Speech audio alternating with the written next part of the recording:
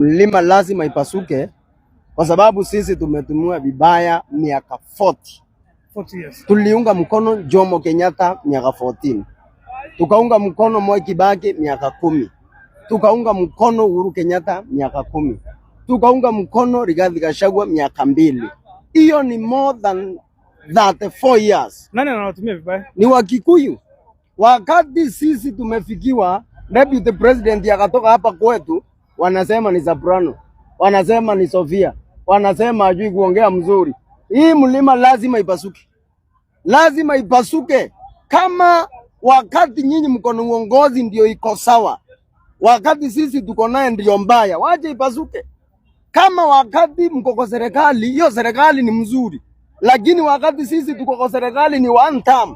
Waje mlima ipasuke bwana, watu wanjipange. Number 2, angalia ile inaitangwa resources distribution. For more than 40 years tukiwa tunaunga Wakikuyu mkono, walianza kujenga barabara ya Maumau 540 kilometers, ikatoka pale Kiambu ilienda ikaishia Nyandarua. Wewe ni Meru? Mimi ni Meru.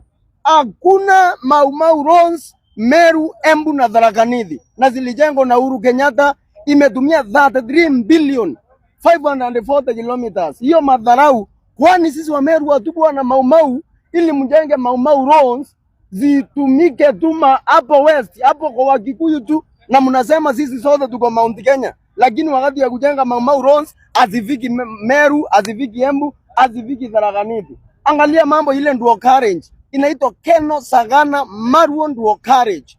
Imeanza Keno iko Murang'a, ikaenda Sagana iko Kirinyaga, ikaenda Marua iko Nyeri. 30 billion ikatumika 84 kilometers kwa Wakikuyu pekee. Na wanatuita Mount Kenya wakati ya kupiga kura, wakati ya siasa, lakini pale kwa kujenga ndio carriage inaenda kwa Wakikuyu pekee.